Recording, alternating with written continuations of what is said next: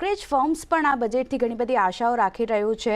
અત્યારે જ કયા બ્રોકરેજ હાઉસની કઈ આશા બજેટથી બનતી દેખાઈ રહી છે તે જાણી લઈએ અને માહિતી આપવા આપણી સાથે જોડાયા છે સહયોગી યતિન મોટા। યતિન, જણાવો, અલગ અલગ બ્રોકરેજ હાઉસની શું અપેક્ષા બની રહી છે બજેટથી? 2024ના ઇલેક્શન પહેલાનું આ બજેટ ખૂબ મહત્વનું રહેવાનું છે અને બ્રોકરેજની શું રાય છે એ આપણે જાણી લઈએ। સૌથી પહેલાં મોતીલાલ ઓસવાલની વાત કરીએ તો તેમને લાગે છે કે કારણ કે આ બજેટ આગામી ઇલેક્શનોની પહેલાંની તૈયારી છે તો ક્યાંક ને ક્યાંક પોપ્યુલિસ્ટ મેજર્સ અહીંયા લેવામાં આવશે અને લોકની જે માંગો છે રૂરલ કન્ઝમ્પશન રિવાઇવ કરવાની પૂરેપૂરી અહીંયા કોશિશ કરવામાં આવશે। રક્ષા, રેલવે, રોડ અને હાઈવે સેક્ટર્સ ઉપર ખાસ સરકારનું ધ્યાન રહેશે એવું મોતીલાલ ઓસવાલનું માનવું છે। અને વાત કરીએ રેઝિડેન્શિયલ અને કમર્શિયલ પ્રોપર્ટીઝનું તો અહીંયા બી સરકાર એક પુશ આપશે, ખાસ કરીને રૂરલ માર્કેટ્સમાં અને સેમી અર્બન માર્કેટ્સમાં। એગ્રીકલ્ચર એટલે કે જે ગ્રામીણ ઇલાકાઓ છે અને જે કૃષિ ઉત્પાદન ઉપર જે ખાસ કરીને સરકારનું ફોકસ છે તેને હજી વધારો આપવામાં આવશે। તેના પછી વાત કરીએ જેફરીઝની તો તેમની ઘણી બધી સ્ટોક સ્પેસિફિક વ્યૂઝ છે। વાત કરીએ ગવર્મેન્ટના કેપેક્સ આઉટલે ઉપર તો એક કદાચ 10%ની આસપાસ વધે એવું એમને માનવું છે અને કદાચ L&T ઉપર અહીંયા અંડરવેટ થવાનો સમય આવી ગયો છે કારણ કે હવે પ્રાઇવેટ કેપેક્સ જે છે એ ઓવરઓલ ઇકોનોમીને ડ્રાઈવ કરી શકે છે।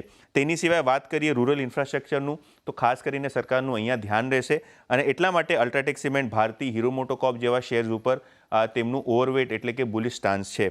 વાત કરીએ ઇન્સ્યોરન્સ સેક્ટર અને બેંક સેક્ટરનું તો અહીંયા તેમને લાગે છે કે FDIને વધારીને 100% કરવામાં આવે અને સરકારી બેંક્સમાં બી FPI લિમિટ, કારણ કે IDBIનું ડાયવેસ્ટમેન્ટ કરવાનું છે તો એ વધારીને 20%ની ઉપર લઈ જવામાં આવી શકે છે।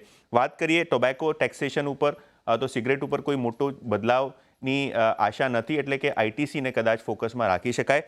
તેની સિવાય BML, IDBI, SCI અને કોન્કોર જેવી જે સ્ટોક છે એના ઉપર વિનિવેશના લિહાઝથી ખાસ ધ્યાન રાખી શકાય।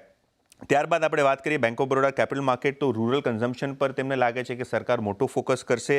મનરેગા, નરેગા અને કિસાન સન્માન નિધિનો જે એક્સપાન્શન છે અને જે વધારો છે એ આ બજેટમાં કરવામાં આવે અને FMCG અને રૂરલ ઇન્ફ્રાસ્ટ્રક્ચર સ્ટોક્સને કદાચ અહીંયા ફાયદો થતા જોવા મળી શકે।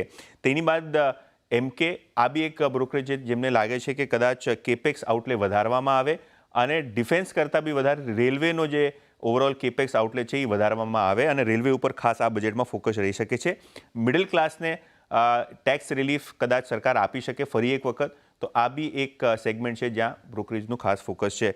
છેલ્લે કેર રેટિંગ્સ, તેમનું બી માનવું છે કે કોઈ મેજર પોલિસી ચેન્જ નહીં આવે પણ ક્યાંક ને ક્યાંક ડાયવેસ્ટમેન્ટ શોર્ટફોલ જે થયું છે તેના લીધે કદાચ OMCsને વધારે ડિવિડન્ડ આપવામાં આવે અને ત્યાં ડિવિડન્ડ વધારવાની જે સરકારની પ્રક્રિયા છે તે કરવામાં આવે એટલે ઓઇલ માર્કેટિંગ કંપનીઝ ડિવિડન્ડના હિસાબે ફોકસમાં રહી શકે છે। જી, તો